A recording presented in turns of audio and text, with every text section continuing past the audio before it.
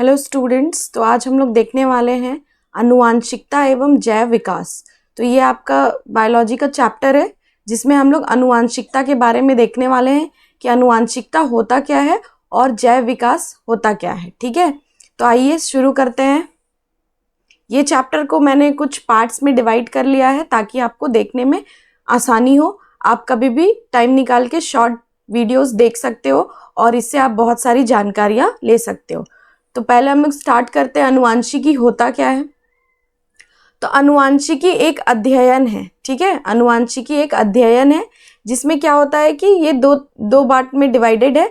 अनुवांशिकता वंशागति विभिन्न लक्षणों को पूर्ण विश्वसनीयता के साथ वंशागत होना, मतलब एक जनरेशन से दूसरे जनरेशन में ये ट्रांसफर होता है। ठीक है, जैसे पेरेंट्स से ऑफस्प्रिंग में जो उनके बच्चे हैं उनमें ये ट्रांसफर होता है। सेकेंड है विभिन्नता, विविधता, यह जनक और संतति के लक्षणों की असमानता की अवस्था है, मतलब इसमें कुछ चेंजेस भी आता है। ठीक है, ये सिर्फ ऐसा नहीं कि एज इट इज चला जाएगा, उसमें कुछ चेंजेस भी आता है। जैसे ऑर्गेनिज्म जो होता है आपका, है ना, कोई भी जीव दो प्रकार के होते हैं। एक होता है एक कोशिकीय जीव, है ना, और दूसरा होता है बहुकोशिकीय जीव। तो बहुकोशिकीय जीवों में क्या होता है, लैंगिक प्रजनन होता है, और एक कोशिकीय जीव में अलैंगिक प्रजनन होता है। तो जब प्रजनन की प्रक्रिया होगी तो उसमें क्या होगा, जब एकल जीव अपने जैसे जीव को दो में भाग में बांट देगा तो उसमें विभिन्नता कम आएगी। वो उसमें क्या होगा कि सेम जैसा वो था वैसा ही होगा। जैसे कि आप अमीबा को जानते हो, अमीबा का एग्जाम्पल आपको पता ही होगा। ये अपने आप को दो भागों में बांट लेता है, तो इसमें क्या है, डिफरेंस कम आएगा। जैसे ये अमीबा पहला है ना, वैसे ही दो अमीबा बनकर आएंगे। ठीक है, और जब बहुकोशिकीय जीव में होता है तो इसमें लैंगिक प्रजनन होता है। लैंगिक प्रजनन में विविधता अत्यधिक होती है, उसमें विविधता होने का चांसेस ज़्यादा है क्योंकि इसमें दो इंडिविजुअल्स होंगे अलग अलग, दो, एक नर एवं मादा, दो पार्टिसिपेट करेंगे। तो इसमें क्या होता है कि इसमें गुणसूत्र का बराबरी का भागीदारी होता है। जैसे कि गुणसूत्र आगे हम लोग समझेंगे, डीएनए में गुणसूत्र पाए जाते हैं। ठीक है, तो उसमें क्या होता है कि ये बराबर, जैसे टोटल जो है आपका 23 होता है, तो जब इसको आप इंडिविजुअली देखोगे तो क्या होता है, इंडिविजुअली 23 मतलब 46 होगा टोटल इंडिविजुअल में, और पेयर में 23 होता है। तो इसमें क्या होता है कि पेरेंट जो फादर और मदर है उसमें से 23 आकर 46 बनाता है और ये फिर एक बच्चे का निर्माण होता है। तो इस तरह से क्या होता है, उसमें डिफरेंस आने का चांसेस है। कैसे, कुछ फादर के तरफ से आएगा, कुछ ट्रेट मदर के तरफ से आएगा। तो इसमें कह रहा है कि ये असमानता की अवस्था है। ठीक है, इसमें दो तरह की असमानताएं हैं, एक है सोमेटिक वेरिएशन और एक है गैमेटिक वेरिएशन। तो गैमेटिक वेरिएशन जो है जनन कोशिका विभिन्नता है, मतलब इसमें क्या होता है कि एक कोशिका से दूसरी कोशिका में ये ट्रांसफर होगा और इसमें डिफरेंस आएगा। ठीक है, यह जनक कोशिका में आती है और यह अगली पीढ़ी में स्थानांतरित होते हैं। ठीक है, ये बहुत इंपॉर्टेंट है कि जो गैमेटिक वेरिएशन है, जनन की कोशिका की जो वेरिएशन है, ये आपके नेक्स्ट जो जनरेशन है उसमें ट्रांसफर होती है। जैव विकास में सहायक है, मतलब डेवलपमेंट में ये बहुत इंपॉर्टेंट रोल प्ले करता है और इन्हें आनुवांशिक लक्षण भी कहते हैं।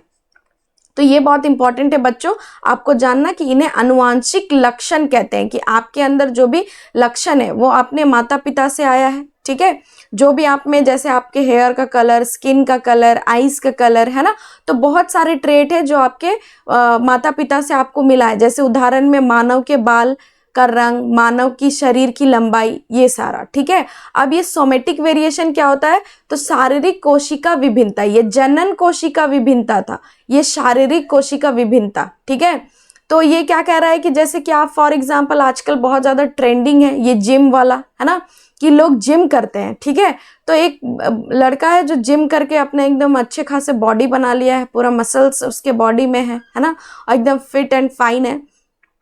तो क्या उसके बच्चे जब जन्म लेगा तो क्या एकदम वैसे ही, एकदम आपका जैसे उसमें बहुत सारे मसल्स है जैसे दिखाई दे रहा है वैसे ही होगा?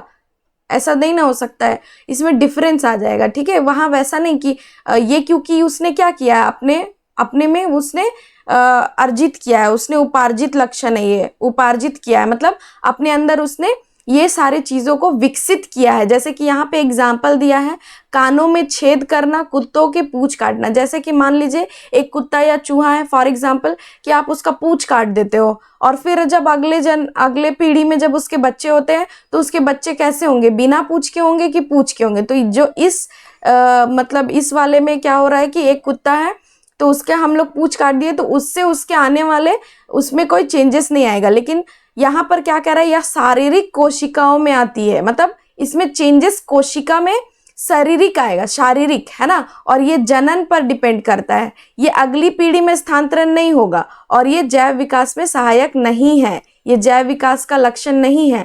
इन्हें उपार्जित लक्षण भी कहते हैं। ये जो आपका शारीरिक कोशिका विभिन्नता है, इसे उपार्जित लक्षण कहते हैं। जैसे किसी के कान में छेद है तो क्या उसके बच्चे जब पैदा होंगे तो उनके कान में छेद होगा? ऐसा तो नहीं है। कुत्ते के पूंछ काट दिए तो जो नेक्स्ट जो उसका बेबी है वो उसका कुत्ता का पूंछ कटा हुआ पैदा होगा? ऐसा नहीं है, ठीक है। तो इस तरह का जो चेंजेस है इसे ही कहते हैं उपार्जित लक्षण। आई होप आप लोग को समझ में आया होगा। नेक्स्ट हम लोग देखते हैं कि विभिन्नता, जनन के दौरान विभिन्नताओं का संचयन, ठीक है। तो विभिन्नता का संचयन कैसे होता है इसके बारे में हम लोग देख रहे हैं अभी। तो विभिन्नताएं क्या होती है, जनन द्वारा परिलक्षित होती है। विभिन्नता जनन से आती है, ठीक है, चाहे जंतु अलैंगिक जनन करे या फिर लैंगिक जनन करे। अभी हम लोगों ने डिस्कस किया कि दो प्रकार के जनन की प्रक्रिया होती है, लैंगिक जनन और अलैंगिक जनन। तो लैंगिक जनन में क्या होगा कि नर व मादा दोनों का चाहिए आपको, है ना, नर और मादा दोनों प्रेजेंट होने चाहिए। और अलैंगिक जनन में क्या होता है, एक जो पेरेंट होता है वही अपने जैसे बना लेते हैं। तो अलैंगिक में विभिन्नताएं कम होती है, अलैंगिक में क्या होगा, विभिन्नताएं कम होंगी। डीएनए की प्रकृति के समय न्यून त्रुटि के कारण उत्पन्न होती है, मतलब इसमें बहुत कम त्रुटियां होती है, मतलब बहुत सारे कम चेंजेस, बहुत सारे कम डीएनए की प्रकृति में डिफरेंस आता है। तो ऐसा होता है, इसीलिए यहाँ पे कम डिफरेंस उत्पन्न होगा। जब लैंगिक जनन होगा तो विविधता अपेक्षाकृत अधिक होगी, क्योंकि आपका दो लोग है तो दो लोग में अधिक डिफरेंस आएगा, है ना, अधिक डिफरेंस क्रिएट होगा। तो इससे ये कहा जा सकता है कि इसमें अधिक जो है आपका डिफरेंस क्रिएट होगा। क्रॉस संकरण लिख रहे हैं, क्रॉस संकरण के द्वारा गुणसूत्र क्रोमोसोम के विसंयोजन द्वारा म्यूटेशन उत्परिवर्तन के द्वारा होता है। तो यहाँ पे क्या होता है, क्रोमोसोम, है ना, क्रोमोसोम जो आपका डीएनए में प्रेजेंट होता है तो उसमें ये क्या करता है, पार्टिसिपेट करता है। तो इसमें चेंजेस होने का जो यहाँ पर विसंयोजन, इस तरह से ये अलग डिवाइड होगा, इधर से ये अलग होगा और फिर जाकर ये मिलेगा, ठीक है। तो उससे ये विसंयोजन होता है, ये बता रहे हैं। नेक्स्ट देखते हैं विभिन्नता के लाभ। तो विभिन्नता का क्या लाभ है, बहुत लाभ है, ठीक है। विभिन्नता बहुत जरूरी है। विभिन्नता जो है आपका सर्वाइवल लेवल को इंक्रीज करता है। अगर डिफरेंस नहीं क्रिएट होगा तो आपको आने वाले समय में प्रॉब्लम हो सकती है, ठीक है। एक ही बार में पूरा जो जितने भी लोग हैं उनका वो नष्ट हो सकते हैं। तो इसीलिए विभिन्नता बहुत जरूरी है। प्राकृतिक की विभिन्नता के आधार पर विभिन्नता जीव के विभिन्न प्रकार के लाभ हो सकते हैं। उदाहरण के लिए उष्णता को सहन करने की क्षमता वाले जीवाणु को अधिक गर्मी से बचाना संभावना अधिक है। मतलब जैसे फॉर एग्जांपल हम लोग एक मेंढक ले लेते हैं, मेंढक अपने कई सारे अंडे देती है, लेकिन उसमें क्या होता है कि उसके साथ बहुत सारे चैलेंजेस है कि कभी बहुत पानी गर्म हो जाएगा, मतलब बहुत अधिक गर्मी पड़ेगी, कभी बहुत अधिक वर्षा होगी, कभी बहुत अधिक ठंड पड़ेगी। ये सब से जो बच जाएगा, जो सर्वाइव कर जाएगा वही जिंदा रहेगा, और जो सर्वाइव नहीं कर पाएगा तो वो क्या हो जाएगा, मर जाएगा। तो मतलब विभिन्नता होने से, डिफरेंस होने से सर्वाइवल लेवल इंक्रीज करता है, ठीक है।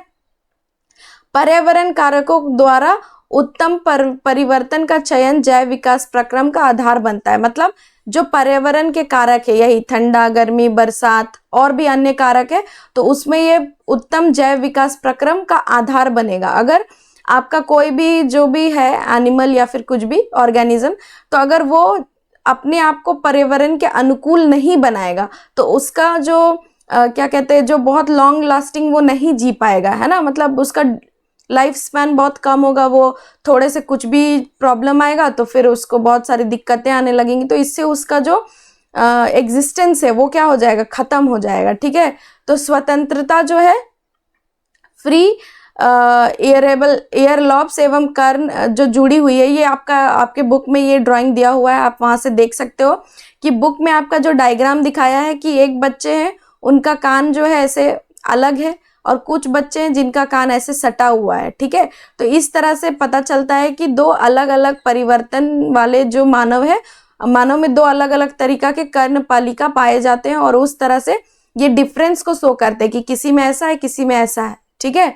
तो मेंडल का योगदान क्या है इस जैव विविधता में, जैव विकास में, आनुवांशिकता में, उसका क्या योगदान है, इसके बारे में हम लोग इसमें पढ़ने वाले हैं। तो मेंडल में वंशागति के कुछ मुख्य नियम प्रस्तुत किए गए हैं, ठीक है। मेंडल को आनुवांशिकी के जनक के नाम से भी जाना जाता है। तो मेंडल जो है ना, इनको आनुवांशिक के जनक के नाम से भी जाना जाता है। मेंडल ने मटर के पौधे को विपर्यासी विकल्पी 7 विकल्पी लक्षणों पर अध्ययन किया जो स्थूल रूप से दिखाई देते हैं, ठीक है। तो हम लोग नेक्स्ट वीडियो में इसको कवर करने जा रहे हैं कि मेंडल का योगदान क्या है, मेंडल ने क्या डिफरेंस दिखाया है और क्या क्या चीजें, क्या क्या ट्रेट उसने लिया है, ये हम लोग नेक्स्ट वीडियो में कवर करेंगे, ठीक है।